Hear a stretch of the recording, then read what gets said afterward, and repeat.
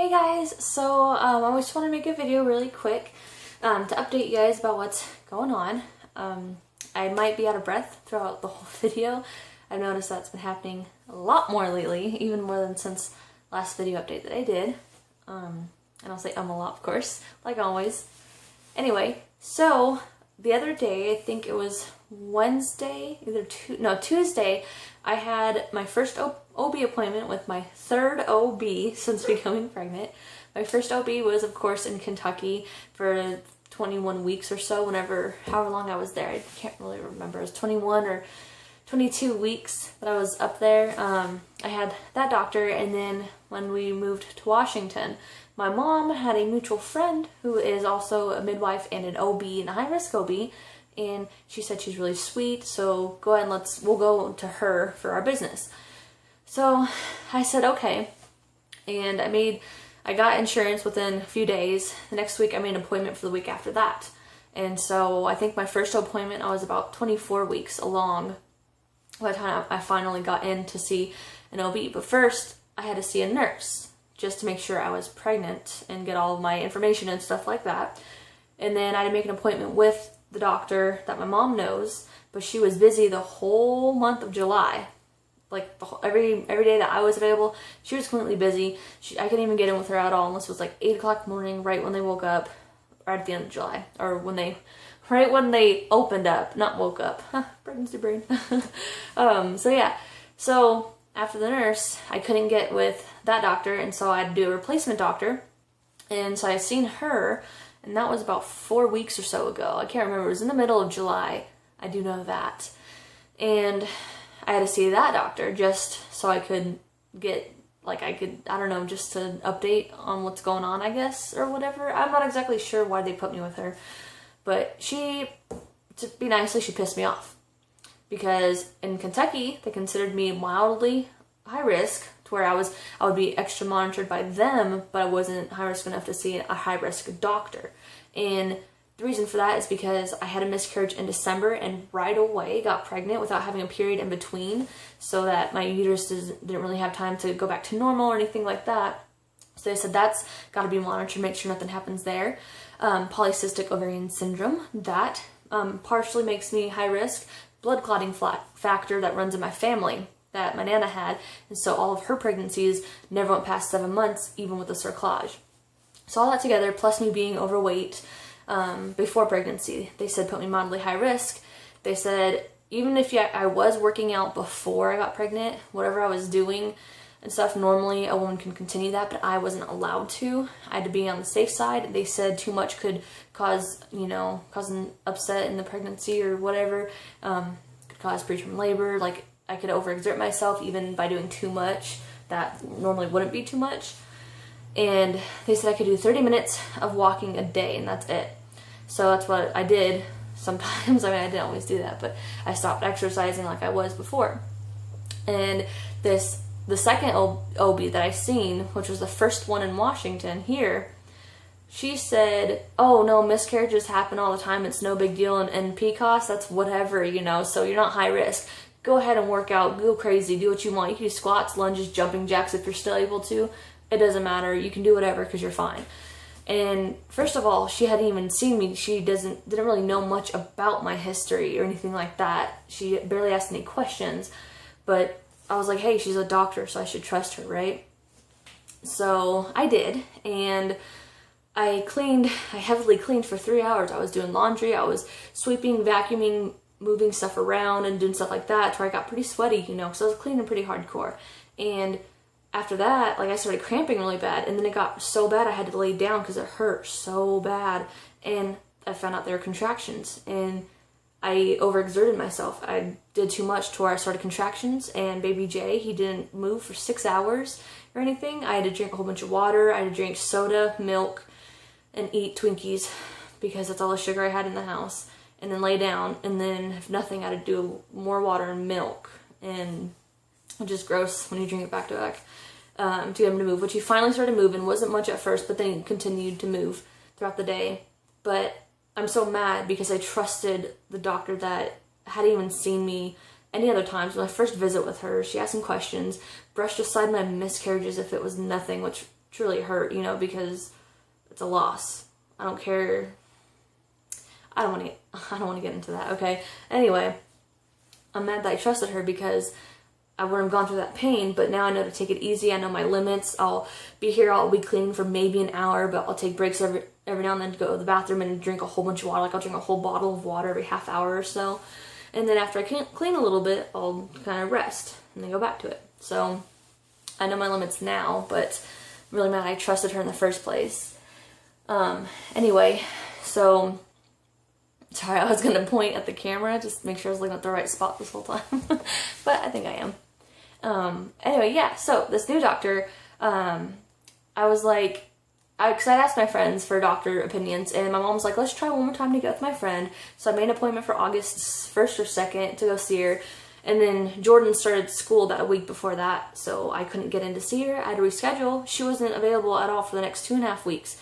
And it's already been, I don't know how long since I got seen last. It's been over a month since I had been seen, and they checked the baby and everything like that. So I was like, you know what? I don't want to go with the old doctor that you had given me the first time, because she kind of blew me off or whatever. Another thing she did was looked at my labs and said, oh, so you're anemic. And I was like, am I? She's like, that's what your blood work says because your iron's low. I was like, is that why I'm tired all the time? She goes, yeah. So anyway, which I didn't know I was supposed to take an iron supplement. I didn't even know there were iron supplements until my new doctor told me. And I was like, oh, do I get a prescription? It's like, no, over the counter. And I was like, oh, okay, that's cool. Anyway, instead of getting with my mom's friend, they said, you can go back to the lady that you seen last time. And I was like, yeah, sure, make that appointment. And then I got suggestions from my friends, and they said, go to this doctor, which is in a different town, which is only 25 minutes away or so, which the other one was 45. So I was happy about that. But yeah, I called them, and they had an appointment available on Tuesday, which I had called them last Friday. So I was like, heck yeah, I'll definitely take that appointment. And she was awesome. She was wonderful, amazing. Oh my gosh, so happy I got her. Even the nurses there were wonderful. Got to my appointment, and hang on. Excuse me. And sorry about my totally ghetto one fingernail painted. We went to the store. My mom was trying to pick out fingernail polish colors, and I haven't been able to get all of it off. I just did my nail polish remover, but I've been picking at it. And she was using me as a guinea pig to see what she wanted to paint her toes. So, yeah, kind of ghetto. Anyway, so the nurse was really awesome, and she took my paperwork and took my weight, my height, did all that, and then she was great. And I talked to the actual OB, and I told her how the last place told me I wasn't high risk, and she said, no, just having a miscarriage so soon before getting pregnant, no period in between, that makes you high risk. Having PCOS, PCOS, that makes you high risk. And then your weight, she's like, I'm sorry, but you're being overweight like that. And it's like, I know, I completely understand, more risks and stuff like that.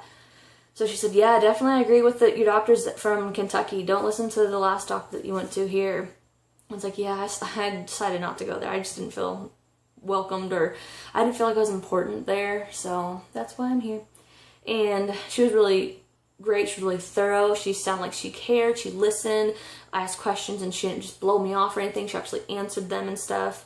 And so I'm really glad I switched to her. And even though it's so late in my pregnancy, I'm just happy because I finally have a doctor that I like and stuff.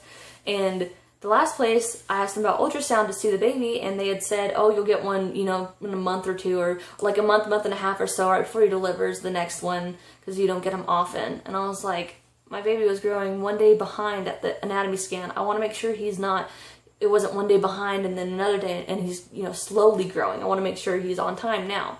So I told her about that, and she said, oh, you haven't had an ultrasound since 21 weeks? It's like, yeah. And she's like, oh my gosh. She's like, we have ultrasound techs here Tuesdays and Thursdays, which it was Tuesday. And she's like, oh, we can go ahead and get you in. She's like, go see. I keep saying she's like, oh, I'm sorry. I noticed that. I hear it. She said that there was an ultrasound tech there, and she might have an opening. So my mom went to the front to make my new appointment, which is 2 weeks from now, because they're going to see me every 2 weeks, which the last place said every 4 weeks until 36 weeks. And I was like, no, it's supposed to be 2 weeks when you get to 32 weeks. And they're like, no, that's wrong. I was like, okay, sure, whatever. Anyway, my mom went to schedule that for me while I was talking to the nurse about brochures and stuff like that, and pediatricians and birth plans. But yeah, they had an opening for an ultrasound. I got one that day. Like, literally didn't have to make an appointment for one. We just had to go get some food and wait a couple hours and come back. But it was awesome because, I don't know, I hadn't been able to see him in so long. And if I go so long without seeing him or checking up on him, I just start to freak out no matter how much he's kicking and stuff. So I was excited. My mom finally got to see him. But he is in the delivery position. They said that he is, he's facing towards my butt, or like my spine, and his head is down. So they couldn't see his face, which totally sucked, so I really wanted to see his face.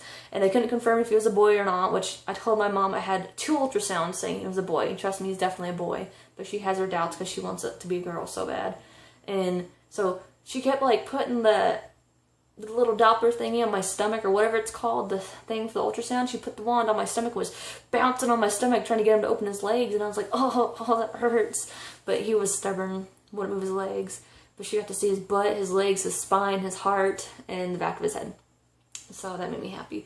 And he's as of Tuesday, he is 4 pounds and 7 ounces, and in the 59th percentile. Yeah, I think so. Sorry, my husband's about to come in here and tell me I have to go. But yeah, he's in the 59th percentile, so I'm really excited about that. It makes me happy because he's growing and he's doing really well, and I just can't wait. I'm scared because he might be a big baby when he's born, but I can handle it, hopefully. I just want him to hurry up and be here so I don't hold him. And I want to be able to sleep on my stomach or sleep on my back without pain, because it hurts so bad trying to sleep.